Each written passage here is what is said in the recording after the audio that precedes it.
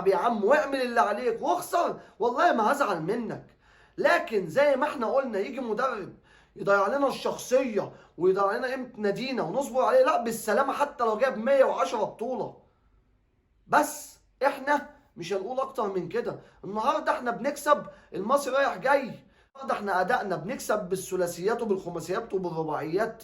ايه ده يا عم؟ الله اكبر على لعيبه الاهلي ككل، مش هنقول على لعيب ونسيب لعيب. كل لعيبه الاهلي مع بعض مترابطين متكاتفين، هم اللي بيوصلوك للنتيجه دي وللاداء العالمي ده. النهارده جه فيك جون في الشوط الاول ورجعت عملت ريمونتادا باربع اهداف، وكوره سرح فيها الشناوي بتاعت فخر الدين لما جت وكسل يمد ايده فيها، كان فاكر ان هي طالعه ودخلت فيه جون، بس بعدها شال كورتين بصراحه، من واحده من كريم بامبو ومن محمود حماده.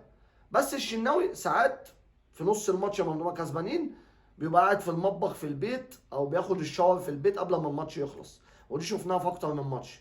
فرجاء التركيز يا عم الشناوي. اما بالنسبه للعيبه الاهلي ككل، الله اكبر، بيقولوا لك يا كولر منك لله انت السبب. وانا مش عايز كل شويه اتكلم في الحته بتاعتك دي، لان هي واضحه وضوح الشمس. النهارده اللعيبه اللي حتى كانت بره السكور بتنزل تأدي، والله بنشوفهم اجمد واجمل ما كانوا بيلعبوا معاك.